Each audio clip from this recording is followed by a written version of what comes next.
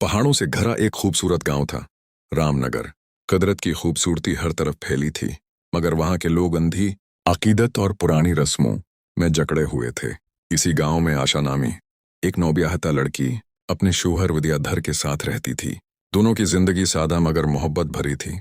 चंद महीने बाद आशा मां बनने वाली थी और दोनों अपने आने वाले बच्चे के ख्वाब देख रहे थे, मगर कसमत ने एक ही पल में सब कुछ बदल दिया।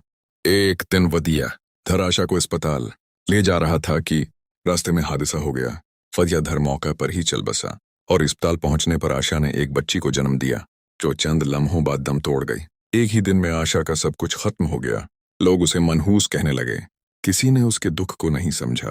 वो अकेली अपनी कुची झोंपड़ी में रहने लगी, दिन रात खामोशी से रोती और आसमान की तरफ देखकर कहती, ए रब, मैंने ऐसा क्या किया था जो सब मुझसे छिन गया। वक्त गुजरता गया, मगर उसका दर्द कम न हुआ। फिर एक दिन गांव में दो साधु आए, सिद्धार्थगिरी और ओशोनाथ। इनके चेहरों पर नूर और आंखों में सुकून था। लोग इनसे दुआएं लेने आए, मगर वो सबके दरमियान आशा के पास गए। सिद्धार्थगिरी ने आशा को देखा और कहा, ये औरत दुखों से भरी है, मगर उसकी तकदीर में रोशनी है। जो औरत सबके नजदीक बदकिस्मत थी, वो उनके नजदीक नूर की निशानी बन गई। रात को आशा हिम्मत करके मंदिर पहुंची और रोते हुए बोली, बाबा, मेरा सब कुछ खत्म हो गया। मैं जीना चाहती हूं, मगर कैसे? सिद्धार्थगिरी ने कहा, बेटी, अगर तुम सच में बदलना चाहती हो तो 3 आजमाइशों से गुजरना होगा।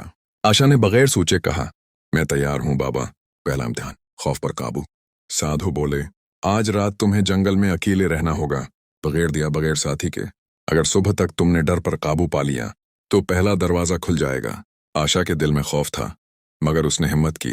रात के अंधेरे में दरख्तों की सरसराहट, आलों की आवाजें और कहीं दौर जानवरों की गुर्ज सुनाई देती रही, मगर वो अपने शौहर और बच्ची को याद करती रही और खुद से कहती रही, मैं अकेली नहीं, मेरा खुदा मेरे साथ है। सुबह हुई तो साधु मुस्कुराकर बोले, बेटी, तुमने खौफ को मात दे दी। दूसरा इम्तिहान, मोहब्बत का तुर्क। सिद्धार्थगिरी ने कहा, अब तुम्हें वो छोड़ना होगा जिससे तुम सबसे ज्यादा जड़ी हो। जब तक दिल किसी मोह में कैद है, रूह आजाद नहीं हो सकती।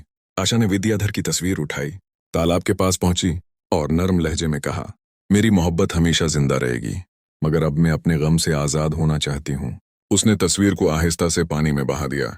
लोगों ने मजाक उड़ाया, मगर आशा के दिल का बोझ हल्का हो गया। वो लौटी तो साधु बोले, बेटी, तुमने दिल की जंजीर तोड़ दी।